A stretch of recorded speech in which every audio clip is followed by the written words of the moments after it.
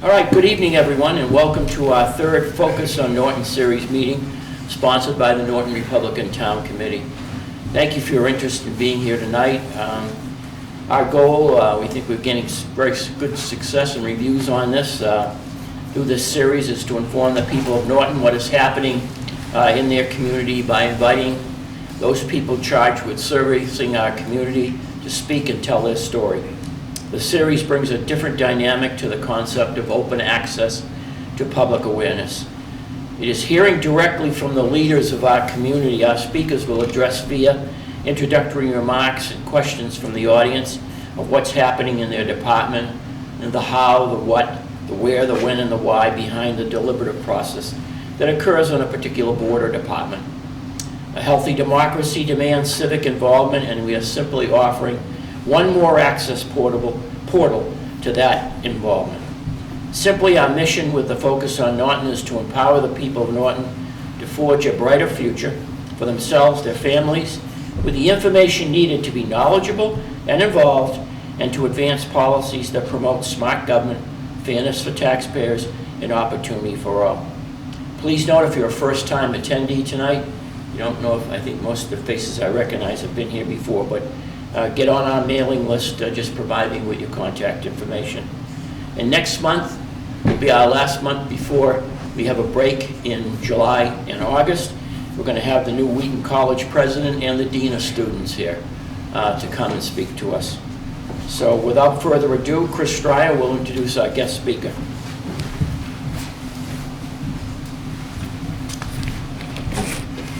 Good evening. Thank you all for showing up. Tonight, I get the privilege of introducing our superintendent, Norton, Dr. Joseph Bietta.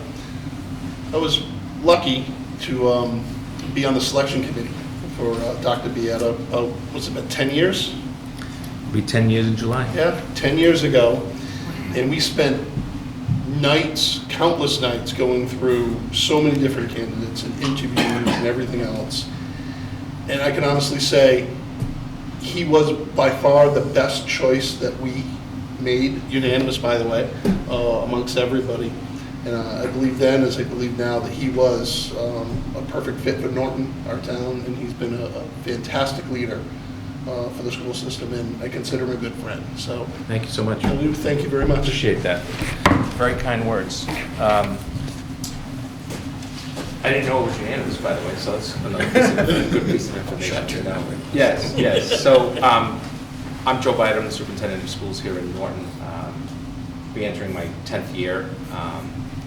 My wife is an employee of this system since 2002, and been in the district, left with our child for 5 years, and then came back afterwards. Our child is a school choice student here in the Norton district, along with about 192 others that come from other communities. To be quite honest, appreciate it here. I know there's a lot here that we try to offer as a public school. There's a lot of scrutiny and opinions within public education right now, as many of you know. And I think the most important part for us is what we're trying to establish as a public school system here in Norton. And that really is to provide kids the option to move on in either to a career area or to 4 years of college or beyond. And then also students who have special education services needs, which is an area that is very important to me as a superintendent, both because of the legal requirements, but also because of my philosophy of making sure that all students have an opportunity within public education. I'm a product of public education, so that you know. I am an immigrant to this country. I came here in 1974, not by myself. I was only 5 at the time. But with my parents, blue-collar, Portuguese, Catholic family. Get off the plane and right to New Bedford, Fall River we go. And the story is my mom said, no, didn't come to live in New Bedford and Fall River. We need to do something else. So we came a little further north to an enclave, really, of Portuguese Americans, not only in the Norton area in those days, but also in Stoughton, Mass, where I still reside today. As a public school system, Norton has really done some tremendous work. Prior to my coming here, it was moving in the right direction in terms of a community. Probably built a little fast As many of you know, in the 90s, where enrollment skyrocketed to the point of having all kinds of issues in terms of availability of programming. The number of programs that were cut during those days was pretty significant as well. And as you all know, the Commonwealth's way of supporting public education is very much an us versus them formula. And I'll speak a little bit about that tonight if you wish as well. The most recent general information, besides the athletic complex, which you'll see trucks moving in starting as late as this week into next week, $6.3 million project that was passed along with the town hall and the senior center. Thank you to the taxpayers, as I've said a number of times. That finally gets underway this week, and that will be completed by August 31st. So it's a pretty quick turnaround time. A lot of it because it's seasonal in terms of needing to get it done by then, but we're going to be substantially completed by September, which means we will be playing on those fields by October 1st is the deadline. And we did put some language in there that the fields need to be prepared and ready for them, or else there's some penalties that take place. Right now, the general sense of it is that if the weather's good, you'll see a lot of movement and probably more traffic than you want to see on 123 with trucks, at least for the first few weeks. Then things quiet down because all the work will be done right on site. We are not delivering any of the extra topsoil out of the area. We're actually putting it in the back by the pit field because eventually we'll use that extra soil to actually take care of that muddy situation in that corner. When you look at some of the general enrollment numbers, I know when I spoke to my friend Ralph, this is probably the biggest thing that always comes to play is in our enrollment and where we are. We're currently at 2,230 students within the town, 193 choice students bringing in excess of $1 million. 23.3% of our total enrollment, or about 566 students, are special education students. We have 70 plus students that are what's called English language learners. That was, I think it was 19 students when I got here. So you can see that, although it's not big numbers yet, we have local districts that have received as many as 400 students, ELL students coming from other nations and or other parts of the country into Massachusetts. It hasn't hit us at those numbers yet, but we're anticipating that it's going to do so. We have 24 specialized classrooms for students with significant learning disabilities. And we do have a bubble going through. It's a negative bubble. In other words, it's a bubble of a drop in enrollment that's going through. It'll be hitting the high school in the next few years. And then we're pretty stagnant for a while. Projections for 2032 is we'll begin to see increases. This year and last year, because of COVID, you can't really count on those numbers because of what happened with COVID. We do have 54 homeschool students. That is a double pre to post-COVID. Pre to post-COVID, that's doubled. And that is a combination of parents not feeling safe with going back to school. That is happening. I've had those conversations, as well as just choice of wanting to homeschool due to, in most cases, their religious values, or wanting to be able to do it because they did it, they had it as a child, or their own philosophy of it. We have 108 students in charter schools, and I say charter schools because they can go to any charter school. 68 of them are at the Foxborough Charter School. That's a significant drop. There was 203 students when I started here. We're at 68 now. We do meet with chartered parents regularly. This year in particular has been a significant influx of students coming back. It's been our biggest year, and it was after September. So that's been interesting, because if it's after October 1st, we don't see a penny, right? The money is kind of, October 1st is the enrollment date for students, and then you get percentages of it later. And at the Tech, we have 103 students at the Voc Tech. And so for those of you who don't know, my background is from vocational tech. I spent years as a teacher and then an administrator at Tri-County in Franklin, Bristol, Plymouth Tech, and Taunton. So I believe the Tech is a partner, because I cannot offer certain vocational programs. I can get creative with engineering and those types of graphics and all of that, but I can't and will never be able to have a plumbing shop or an auto tech or any of that. Maybe a small engine repair is something that we could do. but they really are an extension, as I see it. Same thing with Bristol Aggie, which is opening a brand new $100 million facility that's costing the taxpayers of Norton about $70,000 per year for the next, I believe it's 30 years.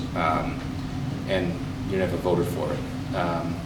You didn't up it or down it. You didn't even have the chance to vote for it. So it's interesting how that happens. And then the parochial enrollment is 113 students. So this would be any parochial school that they're going to. Most of our students, the typical suburban community is the high school. That's where you see the students who are going to go down the street to Bishop, Fian, or they're going to go Sabarian, or they're going to go CM, Cardinal Spellman. We always have at least one BC High, and a lot of those are family connections through the year. So there's 67 students in grades 9 through 12 that in fact go to what's called parochial schools. Massachusetts itself dropped just shy of 17,000 students from last year to this year. There's a lot of politics in that, as we know, the COVID situation that took place in terms of families making choices, but there's also approximately 30,000 families in some combination that have left the state of Massachusetts during COVID. So we're going to see the long-term implications of that as well. Our biggest issue this year, as far as was what we call the churn.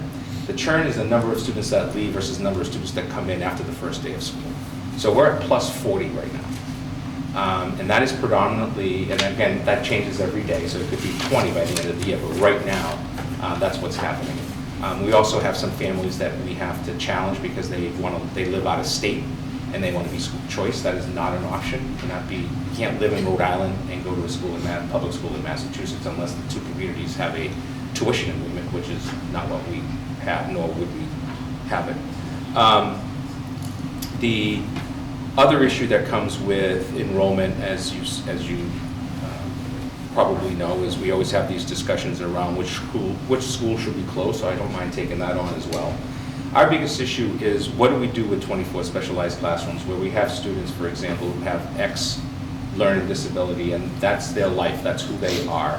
Our job is to support them, educate them, get them to a level, either hopefully to graduation, but in some cases just to what's called the certificate attainment, and hopefully into the workforce, and being able to be supported within society by having a job, but probably having financial or other supports as well in certain cases. Those 24 specialized classrooms would cost us in the vicinity of $11 million more than we currently pay, because all of those students would have to go to what's called out of district. They'd have to go to a specialized collaborative and or a private school like the League, the May Center, so on and so forth. So that's one of the reasons. When I started here, we had 11 programs. This has been a very, not only cost savings initiative, but it's also been, I firmly believe we can do a better job because it's playing within our own rules and getting our students to where we think they should be by the time they get to 18, or in some cases staying with us until they're 22.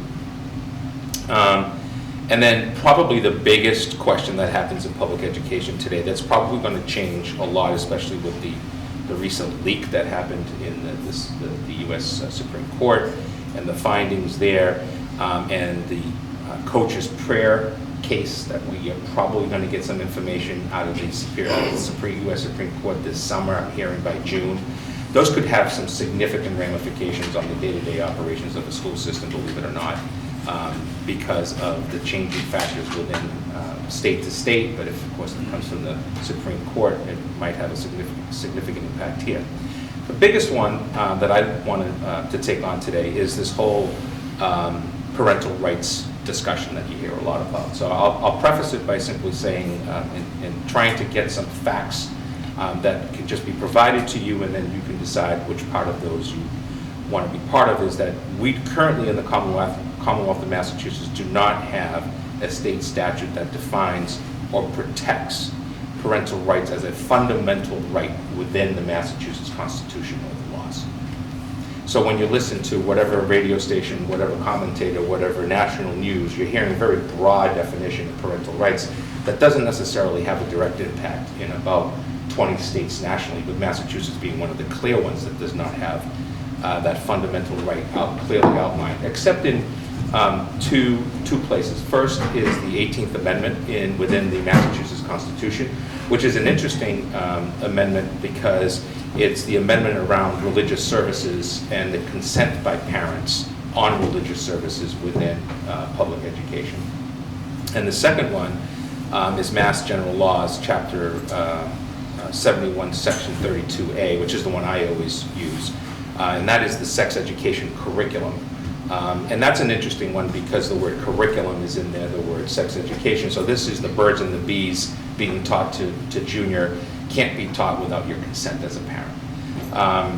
The big question there is, where is the LGBTQ youth issue, trans, come into play? You look at the Lexington case from a few years ago where we had a number of parents question the issue of parental rights, that they did not want their child in first grade to read a book that had two daddies or two mommies, that type of thing. The court actually didn't even hear the case. It threw it out and said that the diversity curriculum is more important than the, quote, parental right, which I thought was very interesting. And again, I'm not an attorney by trade, so do as you wish with that. And then Chapter 11939D is a very interesting one because that is what's called the Grandparents' Rights Clause. And what that does is that provides grandparents the right to visitations in situations, or to take the children in situations where the parents are divorced and the grandparents have the right to potentially, through legal proceedings, to see their grandchildren, or in the case of the death of both parents, be able to do that. We have over 20 students in our district, and growing every day, that are being raised by their grandparents. And that's in Norton, so I just want to take that and just simply say nothing negative about a bigger urban city, but the fact of the matter is those numbers are going to be significantly higher than they are in a small community like Norton. And I think what comes into play with this that's really important is the dynamics of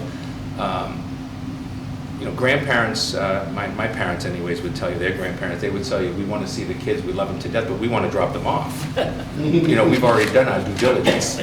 We've already raised our kids. We don't necessarily want to do that. But today's society is very different. You all know about the opioid situation in this country. All of a sudden we don't hear about it. If you're involved in that industry at all, in terms of being a social worker, a police officer, a nurse, those issues are not going away.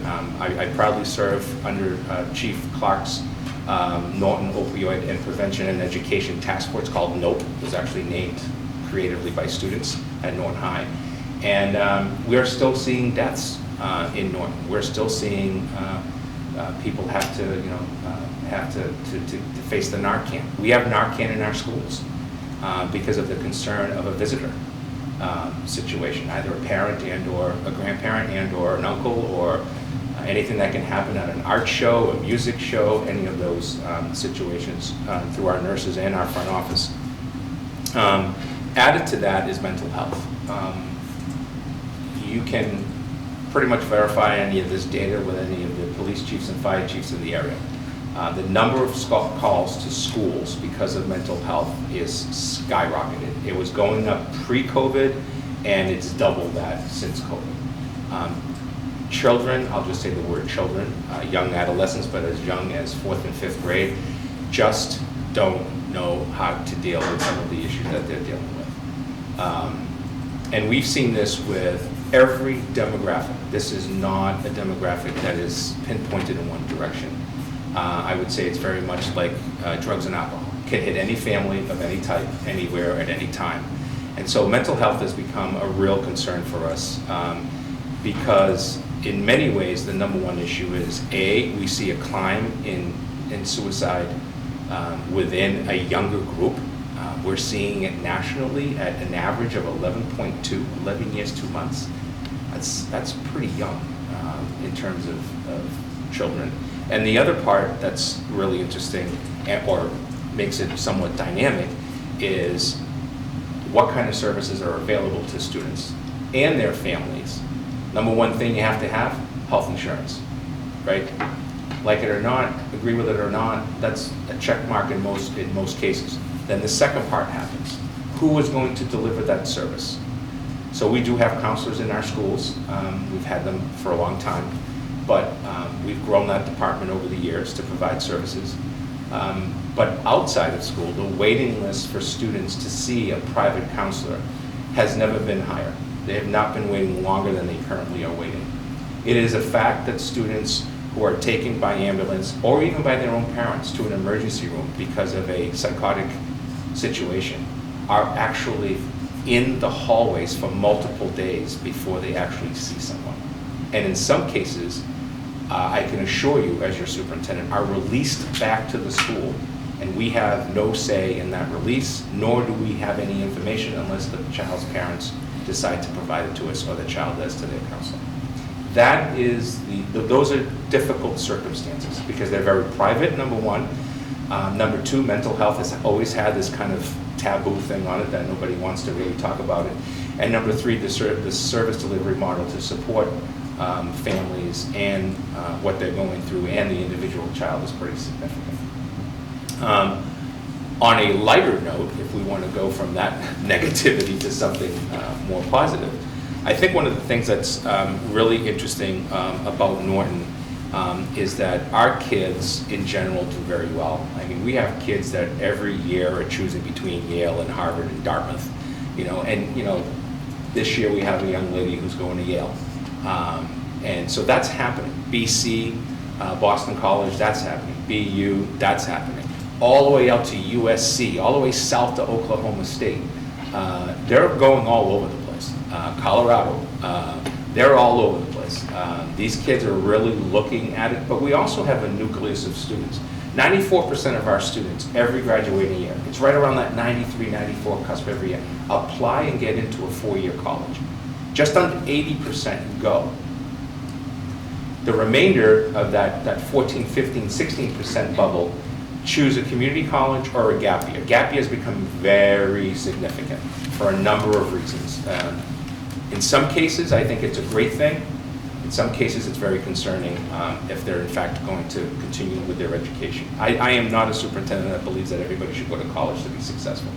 I come from an illiterate dad, and who's the smartest guy I know, and a mom who worked in a factory who took care of us as we were raising us and all of that. So I just don't believe that. I do think I'm a product of public education. I did get educated.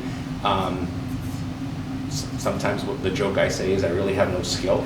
It's not like I can do any electrical or plumbing in my house. I wish I could through the years because it wasn't safety and bundle. But I do think that kids should strive to go for what they think is something that they want to do in life. I think that's really, really important. But what I want to know is how many of our students really return to college and finish their four-year program in college. Or maybe 5 or 6 years. Or maybe they go to BCC or Massasoit or Middlesex and then they transfer. And they go to Assumption and get their degree, or they go to Fitchburg State. I went to Fitchburg as an undergrad. Did fine in life. So those are really the important numbers that we really want to take a look at over the next few years, especially coming out of the COVID situation that we had in the last couple of years. I'll take any questions, thoughts. Joe, you talked about the total enrollment in Yeah. schools. What about the class sizes? What ratios are they at now compared to what's ideal? Right. And what would be bursting at the seams? Right. So where are we in Great that question. spectrum? Sure. So when you look at Norton High School, we can have classes that run, specialized classroom could be as little as 4 to 6 students. Very specialized, it's a whole different gamut, to an elective class with 30, 31 students. Most of our classes are going to be in that 22 to 28 range. And it really depends on a lot of things. For example, if you have a student with inclusion support in English, we have to take a look at how are we going to get another professional to come into that room to support that classroom. So we might have 6 students out of 24 on an IEP, and we have a period a day or every other day, depending on what the IEP says, of a special ed teacher coming into that classroom with the general ed. When you look at the LG, the JCS, and the HAY, you're going to go from a low end of 20 to a high end of 25. Those are today's numbers. Research is pretty clear that at K and 1, anything under 20 is your goal. We haven't had that goal in quite a while. I think we've hit it a couple of times with 19, but we try to go into that 20 as much as possible. For next year, depending on where our budget lands, we're probably going to be in the low 20s, which is a little higher than we want to be. When you look at the middle school, again, their delivery of services, secondary is about courses, not about just your traditional schedule. So kids are really at the secondary level choosing courses, if you will. At the middle school, they're in teams. So there's a 6 white, 6 purple, 7 white, 7 purple, 8 white, 8 purple. They're divided as such. And those classes in 6th grade are roughly 23, 24, and then they drop in 7th and 8th grade right around that 20 number. Again, depends on the delivery of services. We have students that travel in and out of inclusion classrooms. In other words, they may go to inclusion English and math, but not science and social studies. They may only be included during physical education or wellness, as we call it, and band, but not English. In English, they're getting a specialized instruction within the special ed classroom. So those are and that's what I mean about the growing number of specialized programs that we have. Language-based programs in particular is our number one and most growing program. Students who really need attention to specialized reading, that type of stuff. I don't know if that gives you some general. It certainly helps. You know, one thing that's happened recently in town is there's a handful of fairly large parcels that have all been sold to one company, and there's going to be over 100 new housing units being built. And realistically, you know, a lot of that is going to be people who are going to have school-age children, and probably on the younger spectrum, so they're going to be there for a long time. Right. You know, my chart shows that my kids are in college. Right. But I understand the value that the schools provide to everything else in the town, including boosting our real estate values. And so, you know, I'm concerned that we're going to reach a breaking point. Yeah, you're going to get another bubble at some point. There's no doubt about it. I don't think it's going to come with this current economic situation because the prices in the housing is so significant for a young family. You are a destination in the area. You truly are. I mean, you talk to anyone who comes to my office to register their kids, and I say, why Norton? They say $495, Providence, Cape, right? My husband has got a job. We had a bunch of families that moved in when one of the private companies was built in town, one of the companies that got a TIF a few years ago, and they literally brought a bunch of students. They were ELL, but they were speaking pretty fluent English. But Norton became an easy place for them, right? It's right off of 495. Yeah, and any intersection of highways is going to be a major drawing point. Right. Like you say, you can go anywhere. You can go anywhere. I mean, you're within, a few minutes of here or there in today's world. Unfortunately, the gas prices are what they are. But that's a discussion for another day. I'll stay away from that one. Other thoughts? Yes, sir. I have a couple questions. I think we as a society seem to put a heavy emphasis on kids getting a college education, but I agree with you. There's a huge need for kids to go into the trades, and they can be very, very successful in the trades. Do our guidance counselors recognize that and try to steer kids in that direction if that's appropriate? Is there pushback from the parents if they try to do that? I'm just kind of curious because I think that's the answer. I think it's part of the answer. So I don't disagree with you, by the way, my prior comments, but we're in Norton, we're looking at 4 what we're calling pathways to provide to families and to students starting as early as the middle grades. So you have career tech education, so there's the VOC and or any programs that we have. We currently have a business technology marketing program. We have 66 students in it. So those are all kids that are interested in something to do with business. The number 1 application for college in Norton is business. Number 2 is psychology, okay? And they all want to go and get their, in some cases 2 and then switch over to a 4-year or go straight to a 4-year, and they graduate in 4 years with their business degrees. We have an innovation pathway which is totally connected to manufacturing, which is a growing in this area, as many of you are shaking your head. We have the what we call early college, students able to graduate with as many as 30 college credits, fully transfer them to that college or university, thereby going in as potentially a sophomore and not a freshman at a cost of $300 a course, of which some of that will be subsidized through gifts and grants. And then the last one is what we currently call alternative education. I want to get rid of that title because it's a very negative title in terms of how people see it, and that's going to be more of a direct work placement while in high school. I told you my experience was in voc ed, right? So I held a voc license for years as an administrator. I ran the academic programs at Tri-County.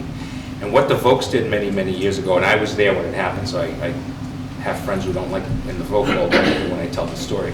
We made a decision to MCAS as vocational schools. We fought it, we fought it, we fought it, and we lost. The state said, if you go to a Voc school, you still have to pass MCAS tests. In those days it was passing, now it's proficient and exemplary and all this other stuff. And it's 3 tests, including the science. And we basically had, and by we I mean a lot of think tank people, much more important than me. I was just in those days at the ground level. And the decision was made that Voc schools were going to be more college preparatory. That was the decision. That was when you started to see AP classes at the Voc. That's when you started to see world language at the Voc so that they could get into colleges.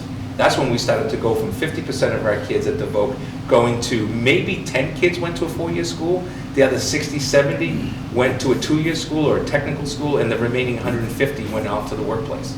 And 90% of them going into the workplace of their choice that they studied for 4 years or 3.5 years. And Southeastern has done a fantastic job with that. But if you take a look at Southeastern's numbers, and you look at any of the sending districts, and you can exclude the city of Brockton because it's a city, so just look at the suburbs. You take a look at the numbers, those kids are all going to college by leaps and bounds. That's why your mechanics can't find somebody. The guy who still works on my truck, I was his teacher at Southeastern in 1992, right? He's still a mechanic today, and he loves it. And he's a very good one, by the way. But the second part is that all of vocational schools have an entrance process. They're all the same for every Voc school in the state.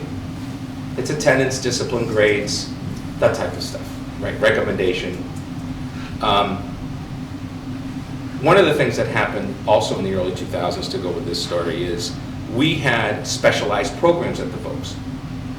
The regulations changed that those specialized classrooms would not allow for students to get their certificate of hours completed in their vocational program. Therefore, it would count against the school, even though this was for very specialized classrooms. Where did those kids go? Back to Norton, back to Stoughton, back to Canton, back to Walpole. And we had to start all these programs, but we didn't have the hands-on part. We only had the traditional classroom. We didn't have a shop. So for example, I had a culinary arts program at Tri-County, and we had a sub-shop for students with significant disabilities, but we were able to give them a skill. But because they couldn't earn those certificates, they shut it down, and those kids got sent back. I think it's one of the worst things that's ever happened. And so those students came back. You remember the closing of the old hospitals that took place, some of them in this area. That's caused some significant stress on communities. So we're looking at those 4 areas. The Norton kids that go to Southeastern and even Bristol Aggie, but really Southeastern, are very much generation upon generation. Dad went there or mom went there and they're going there. Very few are new to it.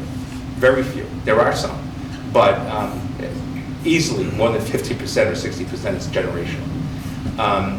And in programs that, like I said, we would never be able to offer in Norton because just the cost would be pretty significant. Remember, it's costing, it's in excess of $20,000 to go to Southeastern as a bill to the town of Norton and climate. And I know why.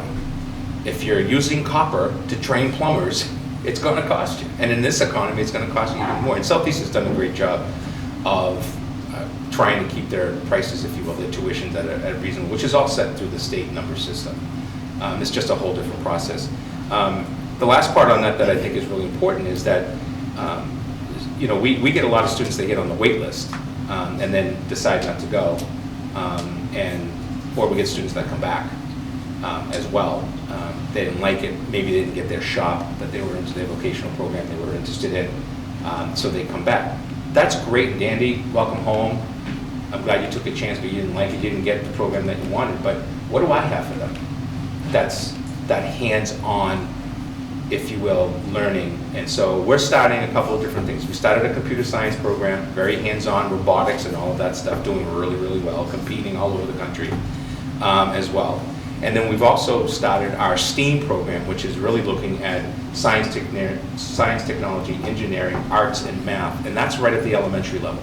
So the kids are able to, instead of going to behind a computer, once we moved into a one-to-one situation with our Chromebooks, we're taking those spaces now, we're saying, let's get kids building things, thinking like an engineer, thinking like an architect. Those are all good skill sets. We have 6 components of our Portrait of a Graduate. If you go on our website, it's right there.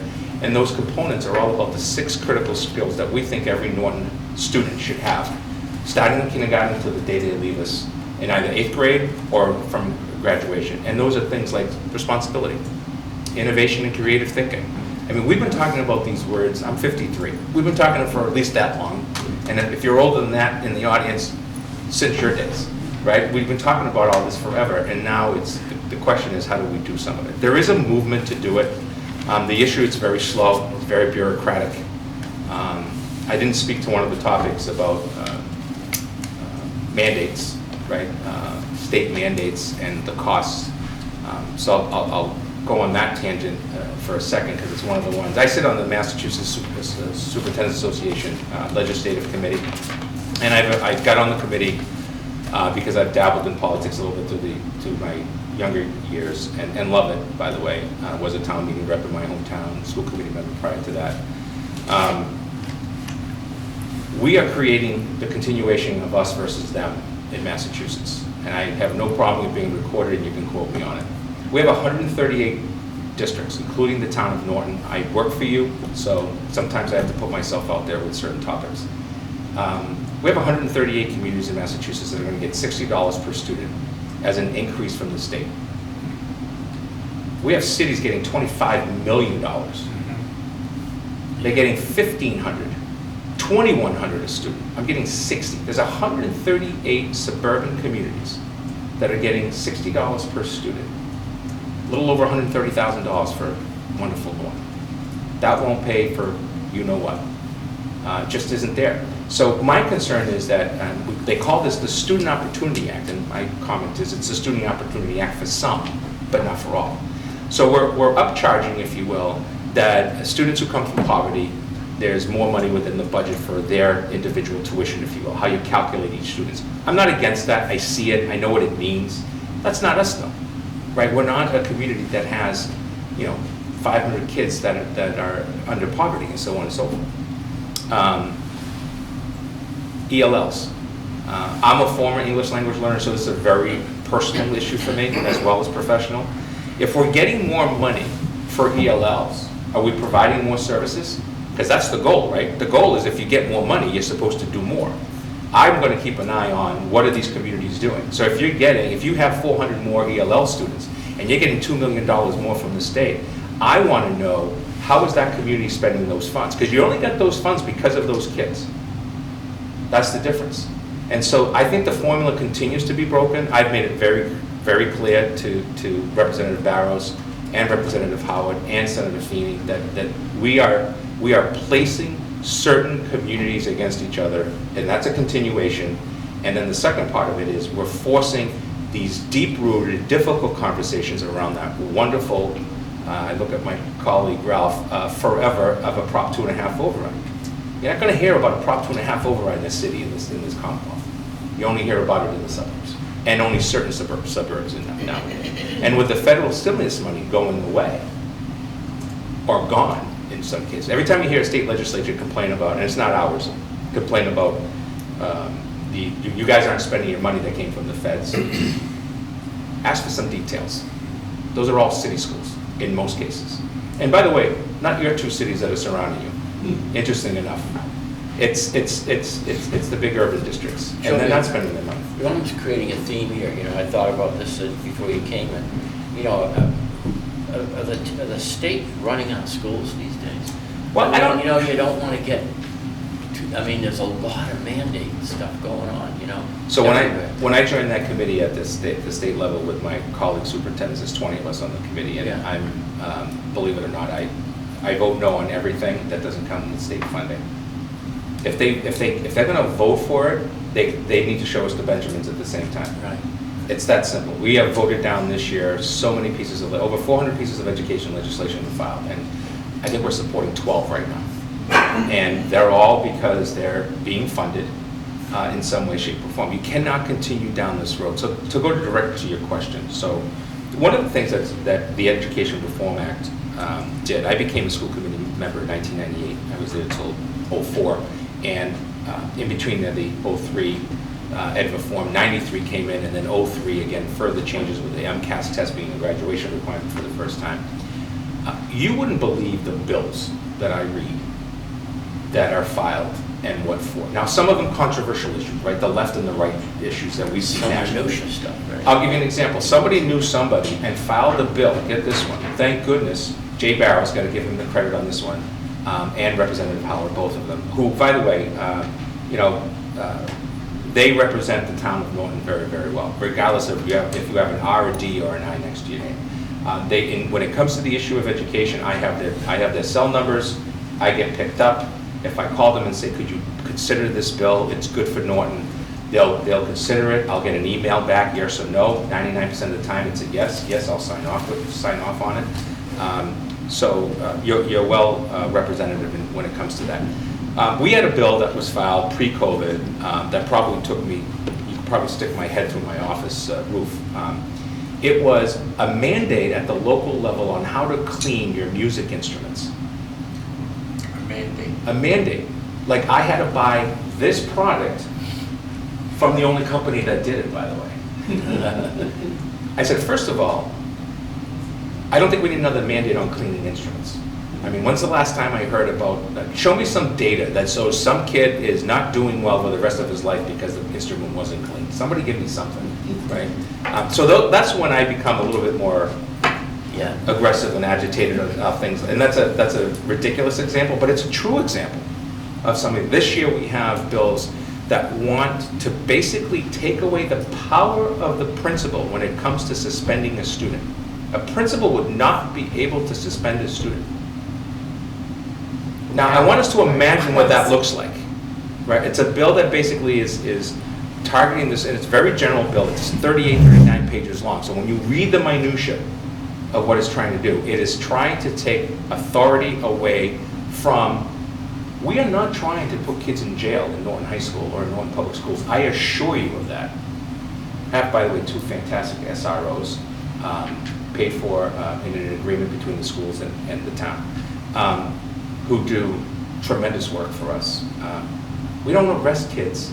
We try to get them into court with the families and go down a road of support and counseling and all of that, because that's better for the community of Norton long term. But there is this perspective out there, this view that in every community, we're all sending kids in jail. Now, I know how many kids I've sent to jail in my now almost 14 years as a superintendent, because at the end of the day, the final decision is mine on what to do and where to go. Do we file something? Listen, if you're selling drugs in my schools, I'm going to go after you. If you got guns and knives in the schools, I'm going to go after you. If you try to hit one of my staff, I'm going to go after you. It's that simple. That's just common sense. Now, we do it educationally. We start with the education. We're an institution of education, first and foremost. In some cases, it might cost me $100,000 a year to help to re-educate that student, because they have an individual education plan and I have to send them out of district. I don't have a choice. Hopefully it works. Joe, I have a daughter who's a teacher, and for the first time, I don't know if she's COVID weary or whatever it is, but it almost seems like, are we letting our teachers teach rather than burdening them with some of these things? Like, I don't know, something in the news happens and all of a sudden the school shuts down in a grief situation. That's the kind of stuff that she wants to teach math. Right. And she's being shouldered with that particular directive. So there's a big concept of all of this mental health stuff that's very concerning, right? Yeah. And making sure that teachers are aware and know where to point students in the right direction. There's also, I think, the issue to your direct question, and that is that the home has come into school much more today than it did your day or my day, right? We are being asked to be social workers on a daily basis. We're being asked to provide. It's a constant. I fight the not my kid syndrome, that's what I call it. Nope, my kid wouldn't do that. I got him on tape doing it. I mean, it's no, not my kid. Never do it. Nope, they would never do it. They did.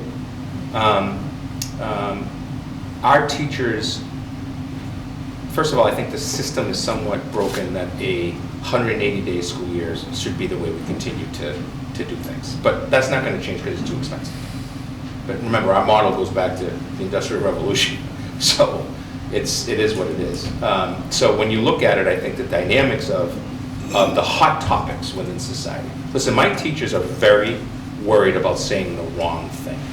Yeah, I bet. Depending if you're on the left or the right. They're worried. Now, some of them have views that are very left, some of them very right, some of them right down the middle. Whatever they are, I don't get into them with them, that's their own personal thoughts, but don't bring it into the classroom. As a big proponent of something I try to communicate on a regular basis. It's hard. But when you have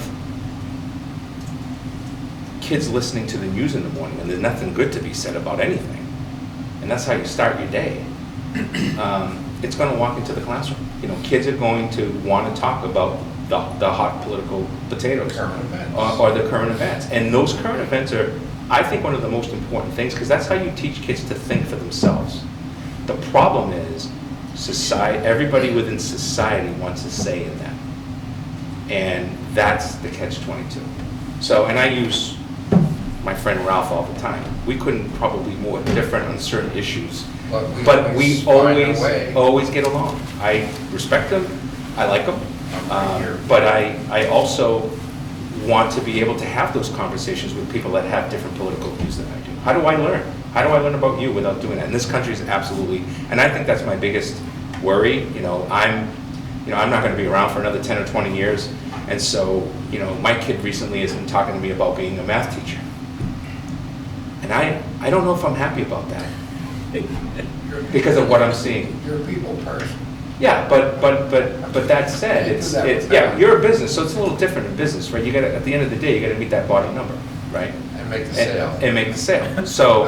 So it's just a different environment, but it is worrisome that we're not, listen. One of the most difficult things for me to do right now is to find high qualified people to teach your children. Well, that's what I was just kind of hinting at. Yeah. They're not going into the industry right now.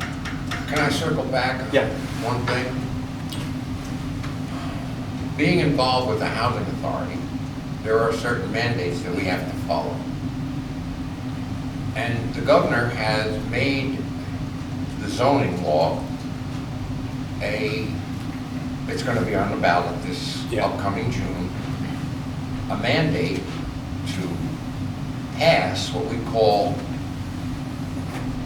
needed, instead of it being a 40B, it's going to be a 40B/smart growth.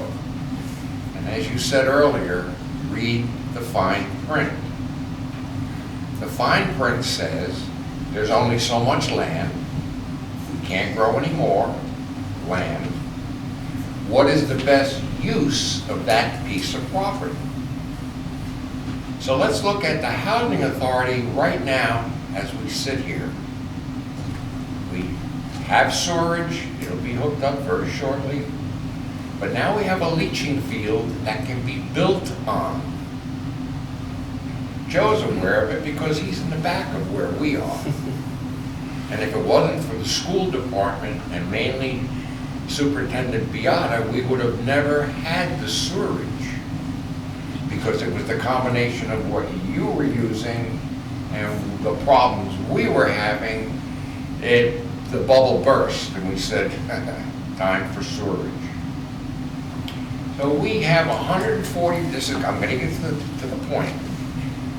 We have 144 apartments, but we need housing for the elderly. We have 20,000 people living here. The state owns our community. You'll never see taxes coming out of your pocket on a nationwide level or state level, but it's not a property tax problem. So when they look at that piece of property, they say, what is the best usage of that football field that's in the front of the housing authority, which is our old leaching field? Now I'm gonna make it quick. We wanted more community housing. They want what is the best usage, and here's their answer. We own that piece of property. Massachusetts, state, we own it. And we're gonna put that piece of property out for bid. And they're gonna be able, because of 40B/smart growth, they're gonna be able to build up. So right now, 52 feet is the height of any building. So we're looking at a building in Brockton that's 6 stories high. And the best usage of that would be 3 and 4 bedroom apartments up. But no one asks the question, what's that gonna do to his schools?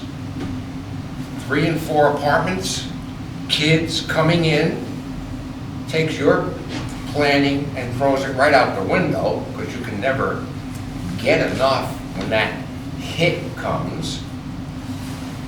And those are the things that no one's approaching when we look at this student body, which has not risen. It's this way, and it's been that way for a while. What are you going to be planning in that situation in 5 years as these buildings, for example, make believe that that building gets approved and it goes up, and there's now 200 apartments with 3 and 4 bedrooms. Yeah. How are you thinking ahead to solve that problem? Retirement. You made me go through all of that for one word? No, I'll tell you, there are communities in the Commonwealth that are actually suburban communities already dealing with that issue.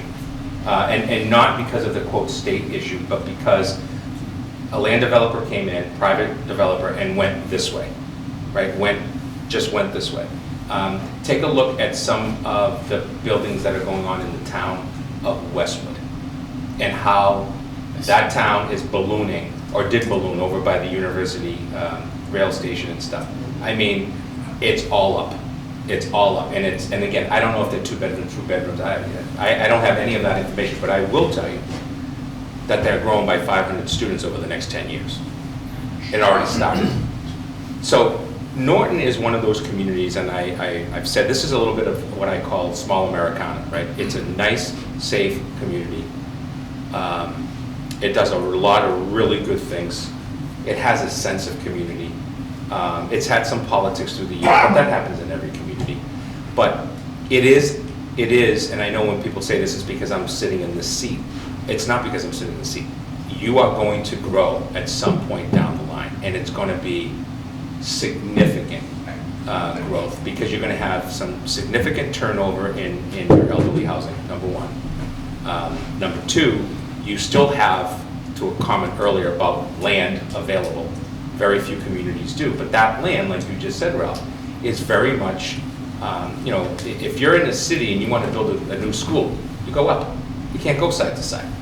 You can only go up. So I think the future is that states, developers, whoever has the idea, is that you are going to see these 5, 6, 7, 8 floor or even higher in suburbs. And I think that the problem, maybe this is part of your question, if there's a problem with public education and too many mandates and lack of local control, that's a perfect example of lack of local control, because I'm not sure there's anybody in Norton that would want to see that, because it's going to take away from the sense of community. And again, I'm not talking about anything else except that, we put one in my hometown, downtown. It used to be like 3 stories, but now the crazy thing is everybody wants off-street parking. So what do? The first floor is the parking garage. Mansfield. Right? Exactly. I went through downtown. I was at the superintendent's office in Mansfield today for a meeting, and I hadn't been down there since pre-COVID. Wow. I was shocked at what I saw. Completely shocked at what I saw. Could not believe that the right-hand turn now has all these businesses enclosed around it, with the businesses underneath it, and then everything else. And the sidewalk for a lawn. Right. And don't forget, you also have there's a book out on the new college town. It's a pretty interesting read. It's written by a guy by the name of James Samuels, who actually has done some stuff for us here in Norton in the school department, and it's really around trying to reconfigure communities around the colleges, and how to have the downtown walking area. And so your Mansfield, like it or not, your Mansfield is, you got all first floor, all your small businesses, your coffee shops, your sandwich shops and all that, and everything above it is housing. And you go to downtown Stoughton, Mansfield, Canton, that's all you see.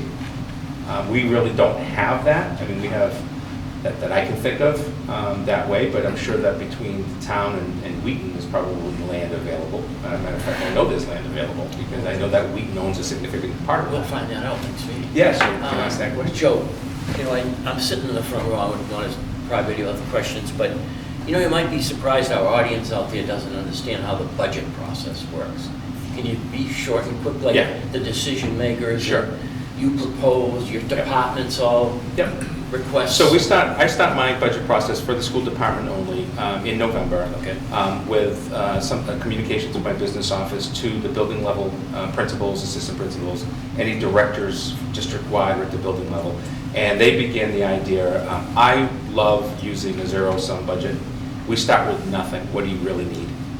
So we're not just saying, I have to have that teacher, I have to have that expense line. I ask them to say, hey, if we're only spending $1,200, you got $1,800, let's cut 800 of it or 600 of it and save that money unless we really need it this year, and why? That all comes to me.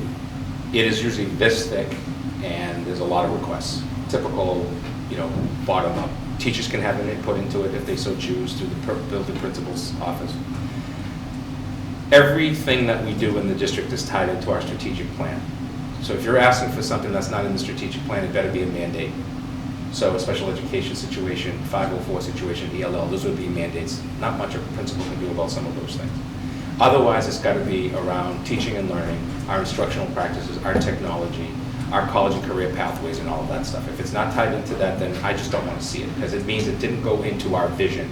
We're actually going to be completing our Vision 2026, because we just ended 22, and we're going to duplicate some things from Vision 22, because we weren't able to do it because of COVID. We had to put it to the side, as an example. From there, the budget is sent, this year it goes to the school committee, usually that second or third week in January. They just get what's called the superintendent's recommended budget. It's not my final recommendation, it's a recommendation. And these are public meetings? These are all public. The whole thing is, the only thing that's not public is the internal, my people who work for me. It's Sure. during the workday type of thing. Right. But everything that, the moment it goes to the school committee, it's 100% public record. Everything is there. We do have on our site, by the way, our budget, our line item budget is on our site. All of my administrators' contracts, including mine, are on the site. So anybody can just go right to the site, and you can go underneath the HR section, and you can hit contracts, and it's all listed there in alphabetical order, by position, I think it is. From there, it now goes through the process of the school committee making some decisions and coming in with the final recommendations, if you will. So this year, we added 2.5 specialized, total new staffing. 2 basically in special education, and 1 is moving the band teacher who's only half-time at the Yale School to full-time at the middle school, because I need to grow my band, because it continues to go in the wrong direction. Therefore, I got to backfill the Yale School position at, I think it's $35,000, a part-time position. From there, we break our budget down into cost of overall transportation, cost of mandates, and cost of general education. There's 3 big lines, if you will. Added to all of that are any grants, school choice money, revolving accounts, even sometimes gifts accounts that have to be expended in a certain fiscal year for a certain purchase. It doesn't happen very often. Then it goes to the public meetings, which we typically have 3. Then we have the public hearing.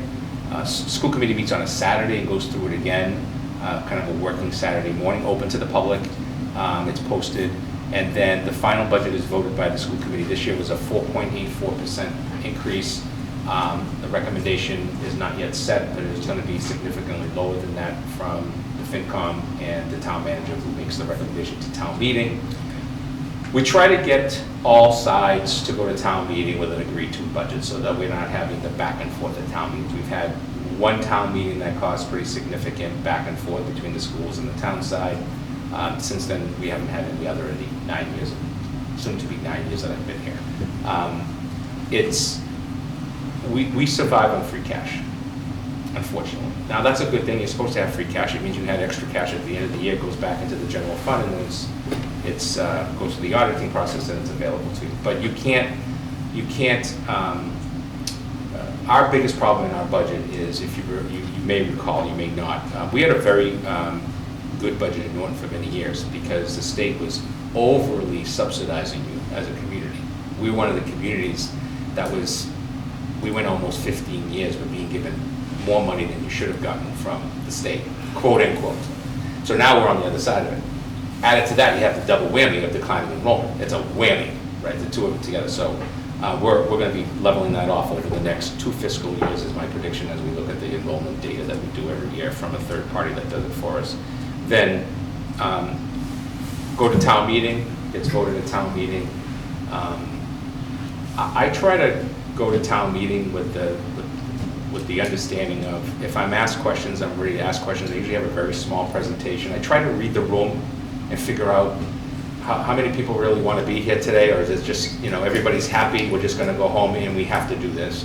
And then there's always the special interest I pockets. assume you're not a one-man band. You have an assistant superintendent? I have an assistant You must have- superintendent. Usually they work hand in hand, like Yeah. one might be doing a lot of the financial. Right, so I have a parts. school business administrator who Right. deals with the $33 million, almost $33 million budget, Okay. Operating budget. That includes all the line items. That's within your operating. appointment? Or- That's my recommendation to hire. So the school committee hires and fires the superintendent, and they, on the superintendent's recommendation, hire the business manager, the assistant superintendent, and the SPED director, or PPS director, and believe it or not, every school nurse. Under the law, that's one of the ones that's still there on the superintendent's recommendation. Everybody else is under me. I work it very much on it. You're the building level principal. You've gone through the process of interviewing people. If this is the person that you want and the money works, I meet with you and I sign a contract and I hire you. So that principal interviews teachers? Yeah, typically we have a committee of teachers and administrators that interview the people we want to hire. We really have improved our hiring process in the last 5 years. COVID really does its curveball. I'm really happy about that because coming out of COVID and with less people applying for jobs, I'm hoping that we're able to have some people who are filling in the retirements positions or other people leave. We churn about 8 to 10 people in the summertime alone. That's people who leave us. In many cases, young families closer to home, closer to the in-law, closer to mom and dad for the young kids. So instead of having to drive 30 minutes to go, we have people who drive an hour to come to Norton and work every day. Over an hour in one case that I know of. That doesn't include the ones I don't know. Thank you. Sure. Yes, sir.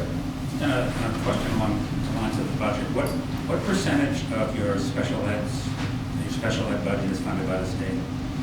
So it's a really good question. The formula is that in most communities, your total budget for special education, including special ed transportation, is going to be around that 27-28% number of the total budget. Added to that, the way that circuit break works, you might have heard this phrase, but it's called circuit breaker. So if a student goes out of district, I'm just going to use round numbers. Their transportation and the tuition was $100,000 for 180 days, let's say. The first $40,000 is taken out of that. It's called 4 times the equivalent of per pupil expenditure. By the way, it's already off by thousands, but that's what the state uses. So that means you get $60,000 remaining, right? That's $60,000. You've paid the bill, the $100,000. Out of that $60,000, the state, in certain years, is supposed to give you 100% of that money back for the following fiscal year, right? So now you've got you get at least $60,000 ahead. The problem is they've been funding it no higher ever than 75%, and in some cases, some years, 50%. Now, we haven't seen 50% in a long time. This year, it's slated to be 75%. So 75% of 60 grand is 39, 40,000, whatever that is, and that's what you get. I get back, and I use that money to go forward. So that's a state subsidy program. They're supposed to do something around transportation. If they did it, that is a huge positive for the town of Norton. That's $500,000 to the good for us every year. That completely changes my budget to the good.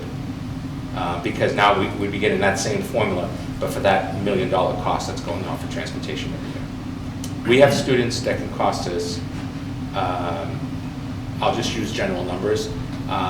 We have X number of students out of district, and out of those X students out of district, We have at least 11 of them at a cost of $100,000, and in some cases over $300,000. That's our budget. So that's when people say the school budget's out of whack, or you're spending too much money on this, or your salaries are too high. You got to remember that core area. That core area. And listen, we have a responsibility, and by we I mean not only you, the community of Norton, but me as your superintendent, to these children. They are the residents of this town. Their parents pay taxes in this town. They live in this town. All of that stuff. So, but there's a cost.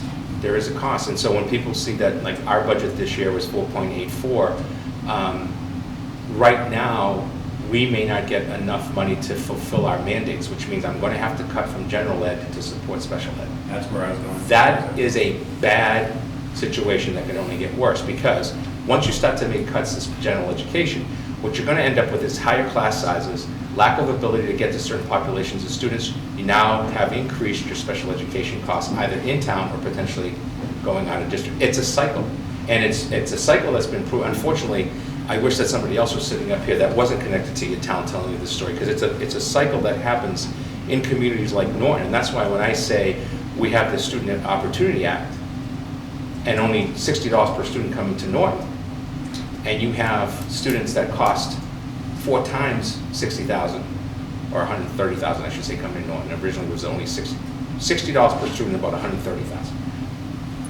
That will not pay for my increase in those line items.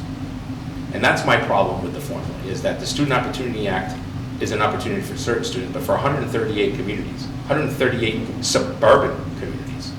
And that also includes a couple of your cities near you. Between Taunton and Attleboro, they're very different cities from the traditional sense of cities.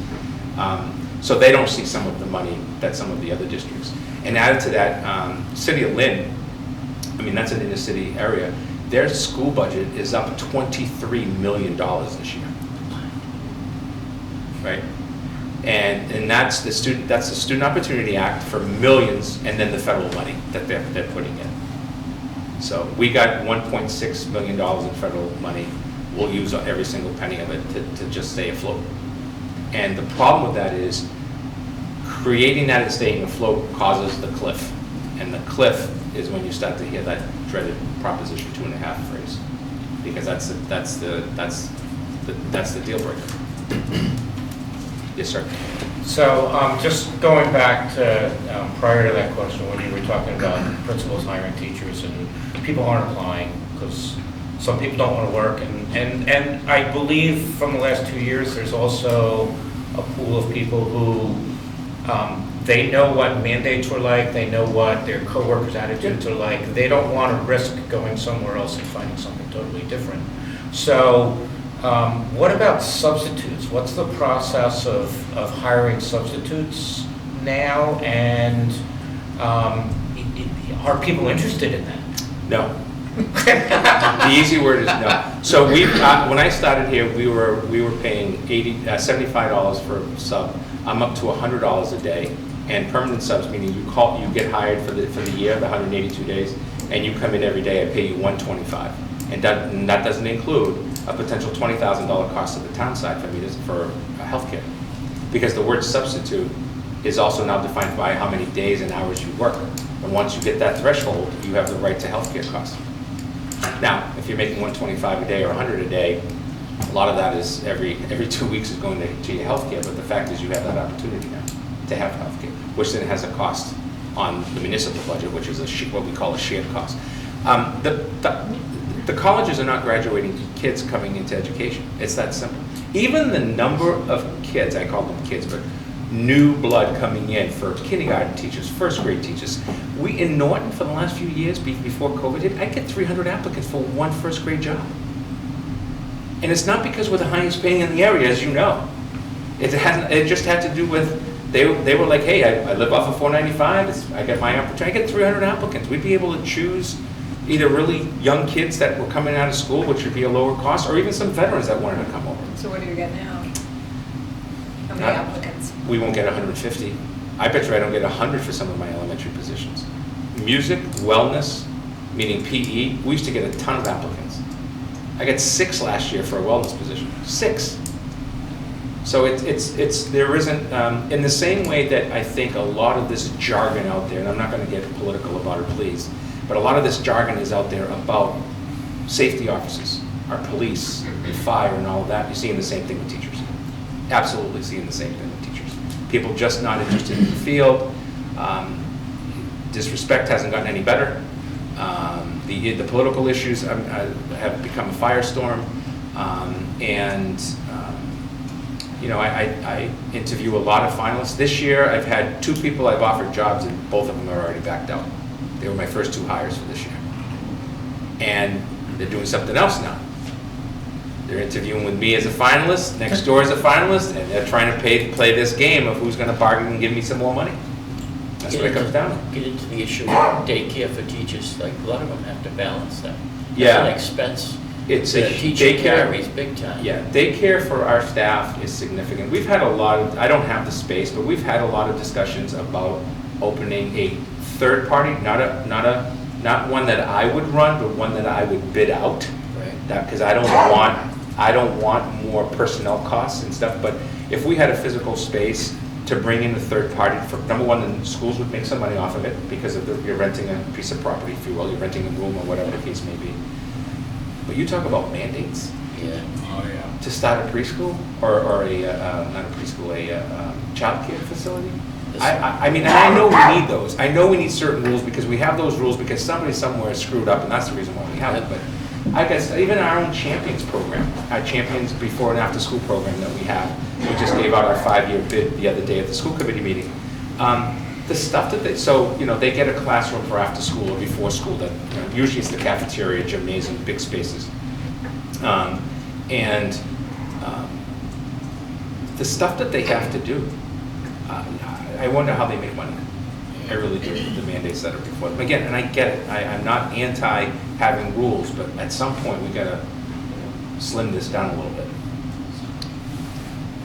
Well, Joe, thank you for joining us. My pleasure. It's Thank been you so very much. informative, and thanks again. Thank you. Yes, not a problem. Appreciate the questions. Thank you, everyone.